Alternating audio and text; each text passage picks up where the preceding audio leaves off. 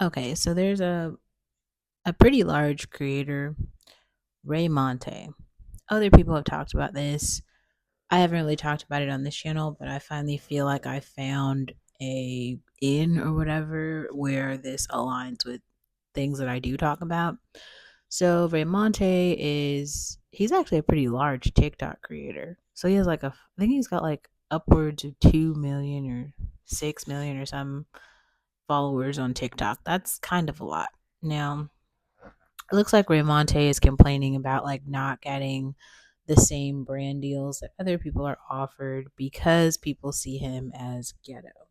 Um, then it seems like listening to other content creators or something, he actually is ghetto. So I'm not sure what the slight is there, but anyway, here's what I personally think the issue is, and I feel like this might be kind of it just might be strange for some people to hear, but I feel like it needs to be said. So for some reason, I think that it's not everybody. Like I feel like Sexy Red is a really prominent example here. Maybe Glorilla. I don't know if I would say that I wouldn't really consider Meg Thee Stallion to try to promote herself as being ghetto. I would definitely say she's probably trying to target an urban market, but I think that Meg Thee Stallion is probably trying to commercially be seen as like sexy, like attractive, feminine, things like that. Even though there's a lot of other ways to do it, but she's more of like the in your face, gonna do it that way. Anyway, um, so what does this have to do with Ray Monte? So Ray Monte, um, so it looks like Essence had caught wind of the work that Ramonte is doing. They write an article about him. The article was kind of like demeaning a little bit. I think it was trying to like dim his shine to it wasn't like praising his work and then trying to convert more people to follow him. I don't know. I think he had some criticisms with it. Um, so he called them out for their writing of it, and he also said that you guys have never worked with me on anything, which is kind of like a slight to them because if he is like a really big black content creator, they should definitely be giving him things. Like he should have things, especially from like black publications. It's kind of like Donald Glover coming up on the BET stage and being like, Sam Smith has more BET awards than me. I feel like that's not even a controversial statement. That's kind of weird. Like that's fucking strange. Um, and like a I don't really have a slight to it. That's true. Why are we giving Sam Smith BET awards? Anyway, um, I think that until even ghetto black people stand up and are like, we want to be seen as we are, because the culture is coming from somewhere. Like people are, but like ghetto black culture is ghetto black culture because there are like ghetto black people. That's the culture, right? So if the people didn't exist, the culture wouldn't exist, but it does. So why are we pretending like it's something else like it doesn't? These people are for sure here, and all the things that Raymonte is doing. It's like Medea. If y'all are so if you don't like Raymonte, then you should have a problem with Tyler Perry as well. Like Tyler Perry is more problematic than Raymonte in the black community. So the female black trauma porn is so strange. Like they just keep coming with it. And the thing that even gets me more is like, why don't other black women stand up being like, this is harmful to our community? Because that's who it actually is harmful to. When you're showing like video progression to this community of like, here's all the bad shit that happens to you, and you're not like equally showing like, here's all the good shit that happens to you. Well, what happens is like people start to real they start to kind of identify with the images and the movies being presented to them as being bad and negative and like not good. And then they started to think, my life is going to be like that too, because this is what I've seen in the movies over and over again. Like he keeps making these movies and he keeps profiting off of making these movies. And another thing I also want to say, just because this happened, so I think it was over the weekend, it was on Saturday. So, what happened on Saturday is this group called the Patriot Front. Some people have written about this like they're the Ku Klux Klan. I don't think they were Ku Klux Klan members, but it was definitely some patriotic group of white people who trotted down the street in masks and khakis with American flags. And I guess the big idea here is to support patriotism. Now, it's giving the Klan to me, and a lot of people on the left have written about this as being the Klan. But I think the more that I start to unpack January 6th and what actually happened and who was actually harmed and literally like what crimes were committed, we do need to have like some clear examples of what just being patriotic looks like. I don't know if dressing in a like a 2024 version of Klan members is giving like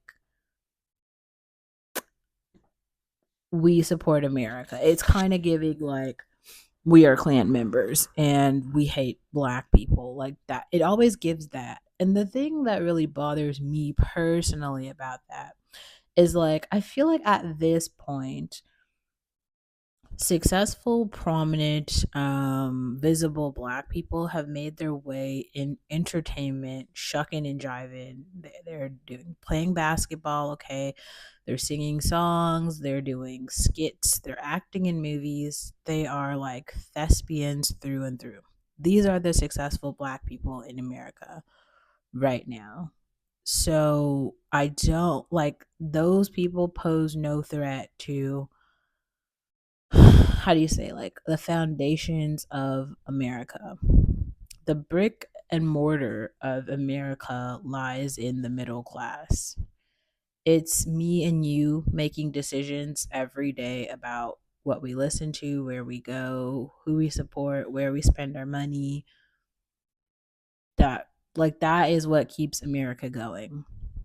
The reason that I keep talking about black women is because like let's just say, and this is like very hypothetically because I don't know if this is the case, let's just say that this literally is, so this Patriot Front group is actually like a subsect of the Ku Klux Klan who's come out in 2024 in Nashville, and they've decided like we want to propagate our white supremacy through the streets because everyone else has been writing about it like that is what happened. I feel like some people who, that's what I mean, bubbles are important to break. Like we need to focus on busting bubbles because I know a lot of people didn't even see that this happened. So they don't even know that this was a thing, which man, journalists are so important. They're so important. But okay, so let's just say that that is the case though, and those groups come out, and to an extent, some of them are saying like we are against all of like the POC and blah blah blah blah blah, and really they're kind of just anti black a little bit, but they are actually against like they're anti Latino, they're anti Asian, they're anti anything that isn't like white.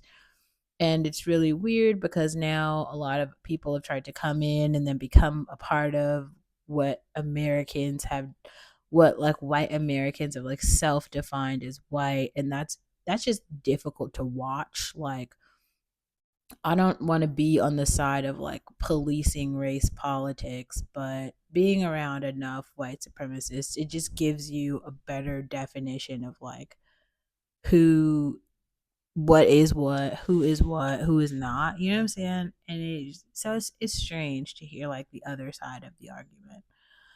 But okay, let's keep going with this. So, what like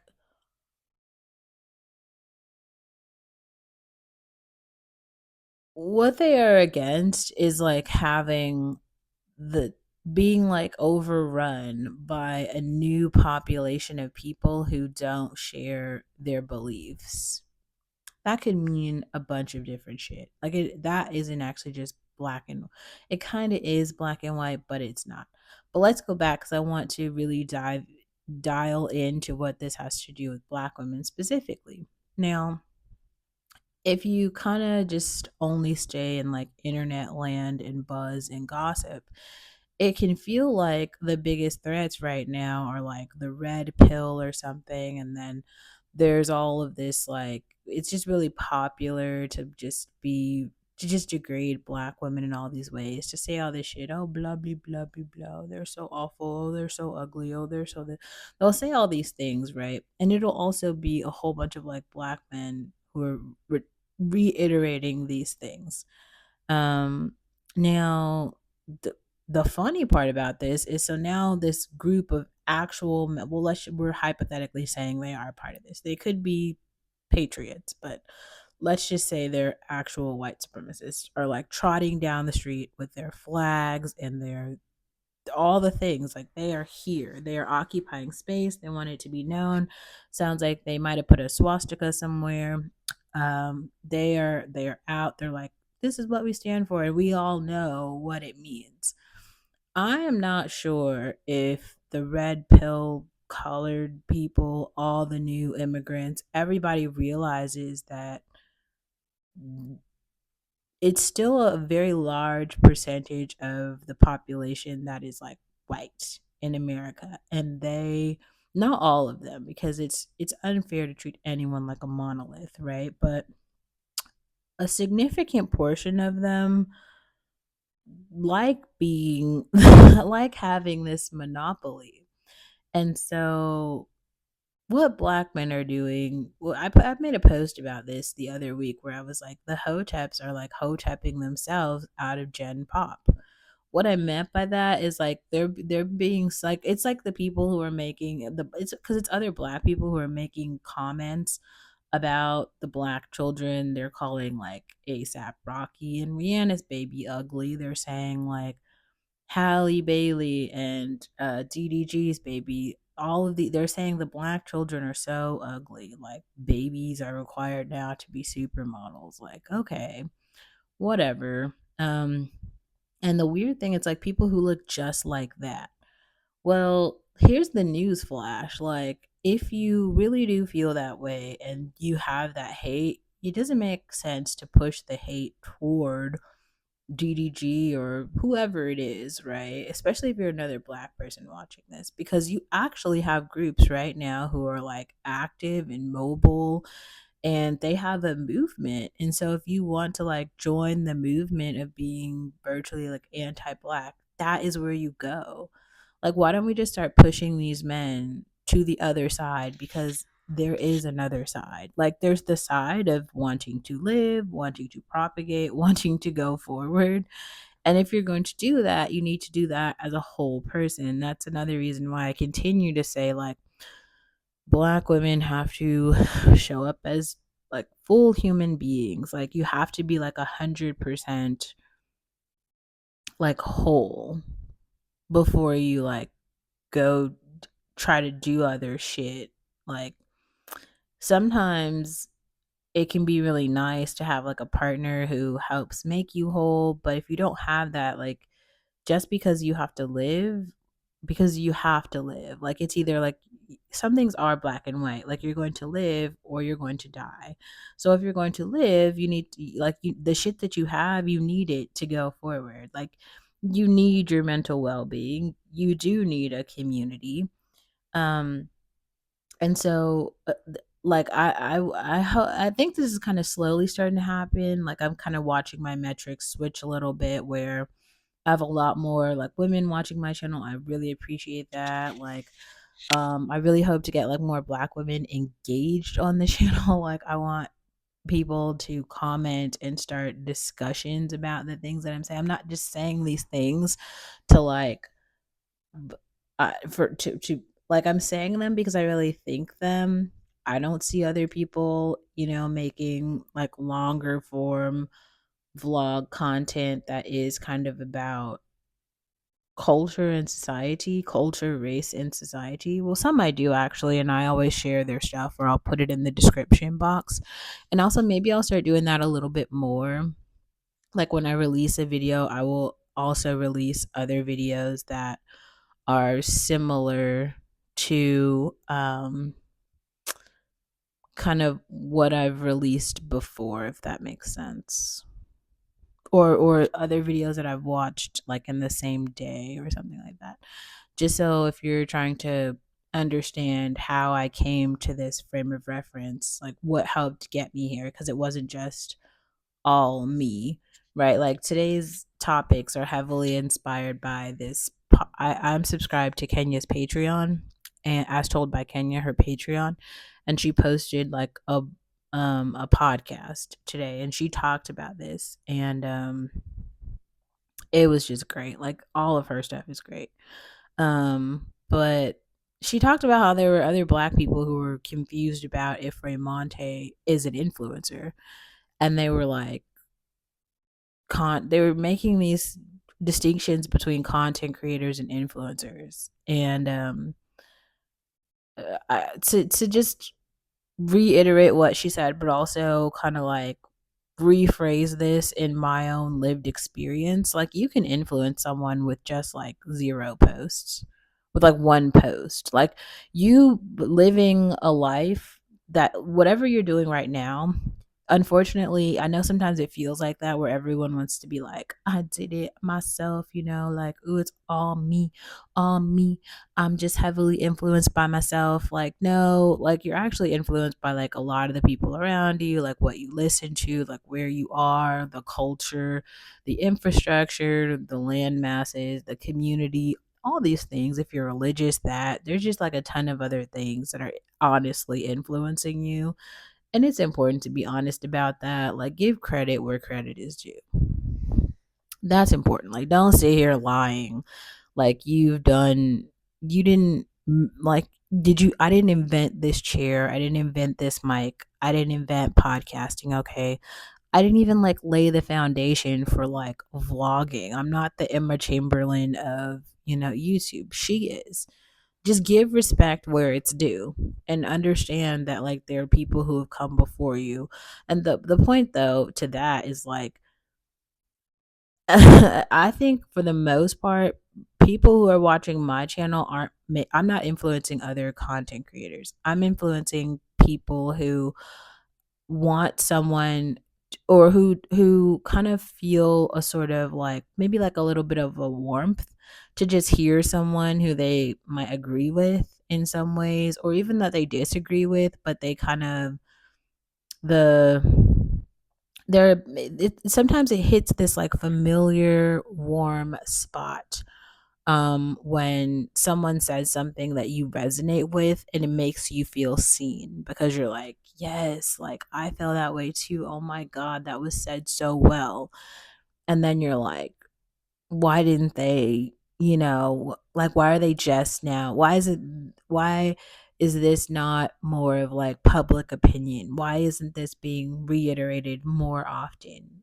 Why is this the first time I'm hearing about this? Something like that, where you feel like you want to hear that perspective more, but for whatever reason, like you're not. Um, I feel like there's a lot of people like, because I mean, I was like that for a very long time. Like, I was just going through so much where I didn't have the capacity to like speak out and like share my honest opinions about stuff because like life had me down, right? Like life had me by the neck. Like you're not making any moves, and I it took me a lot to like get through and out of that. But there are like all of these lessons and skills that I learned from that I would like to translate to others so that you don't have to go through what I went through. And also, if you recognize certain red flags, you have to know that it's critical to walk away. And there are people who've come before you who have also walked away because they too have found that those situations are like unlivable. They're like you don't need to go through unnecessary trauma. kind of like the point. Like you don't need to go through unnecessary trauma. Um, but why would anyone think like why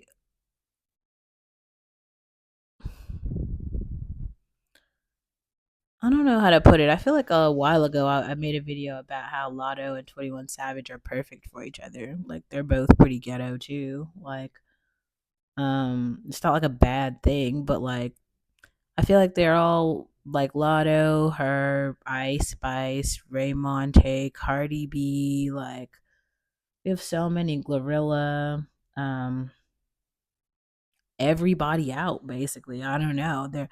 They're all from like the same poverty stricken story, right? And um like those people exist and the people coming behind them are living like that right now. So I think there's an idea too that if like one person, I saw that Josh Johnson kind of made this reference. He did a video about Kendrick Lamar and his pop up and what it meant to like the community and how like Nipsey Hussle, even though when he died he only had a net worth of $8 million, he did so much for the community that you know, people like he pulled many people out of a burning building, even though he got out of the burning building too. And he was comparing it to like Drake, who has hundreds of millions of dollars, but doesn't really do anything for the community. I don't know. I kind of feel like it's the mindset of a capitalist versus a socialist.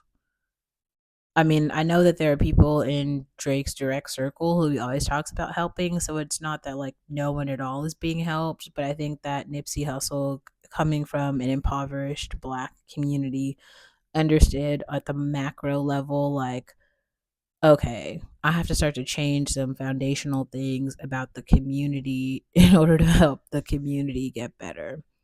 I kind of feel like my existence is doing that on the internet just because we have way too many like tropes about what black women are, what black women do, how black women function, how we talk, where we go, all this shit that like doesn't like the media just doesn't represent us at all.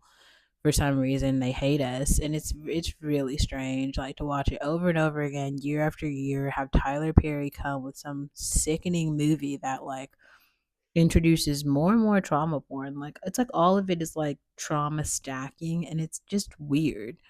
It's like weird and unnecessary. Like, we actually just don't need that. You could give really anything else and it would be like just a bit more beneficial than like what's happening. But definitely Trey Raymonte is a, if you make content and you put it out, you're a content creator. If you make like two pieces of content, you're a content creator. You do realize there's people who don't make anything, especially when you have like a lot of followers. Like another thing I think is interesting is like, uh, I mean, I'm almost okay at a grand subs, right? But like, it was really hard for me to even get here, and I see people, especially because like this is like Music City, right? So there's all of these like country pop girls. There are country pop girls right now who have publishing deals.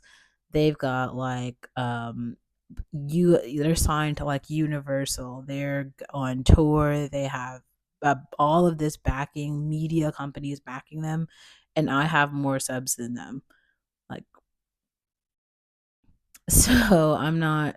Uh, I don't know. Like I would be very wary to just strictly look at like numbers of things and try to make that seem like that is the like you don't really know who you're influencing also because you could have just someone from another part of the world who's doing extremely well and they get something from your content even though you're like a very small content creator and they are literally inspired by your videos, your pictures, your post, your whatever, and you don't even know.